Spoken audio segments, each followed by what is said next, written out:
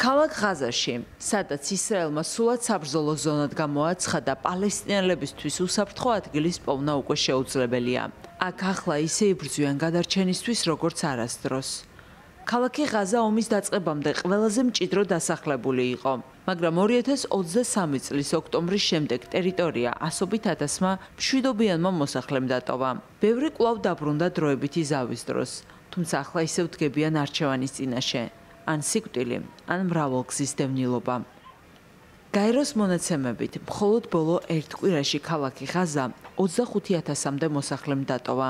არიან ისეთები, ვინც სიკვდილის ზონაში მაინც რჩებიან, რადგან ამბობენ, რომ უსაფრთხო ადგილს ვეღარსად პოულობენ.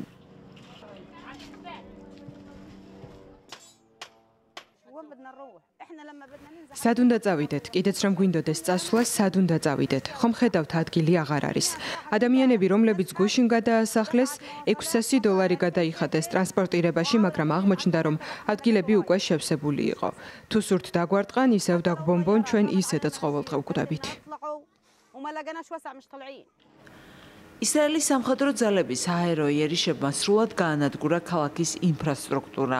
ნანგრევებად იქცა თითქმის ყველა დასახლებული პუნქტი. ისრაელის ოფიციალური პირები აცხადებენ, რომ ქალაქი ღაზა კვლავ ჰამასის მთავარი დასაყრდენია და იქ მიწისქვეშა გვირაბების ქსელს კვლავაც იყენებენ. ღაზის ჯანდაცვის სამინისტროს ცნობით 22 თვეში დაღუპულთა რაოდენობა უკვე 63,000 აჭარბებს. ყოველდღიურად იღუპებიან ქალები და ბავშვები. ისრაელის მთავრობის წევრები აცხადებენ, რომ ჩრდილოეთ ღაზაში ჰუმანიტარული დახმარების მიწოდების შეჩერება განიხილება.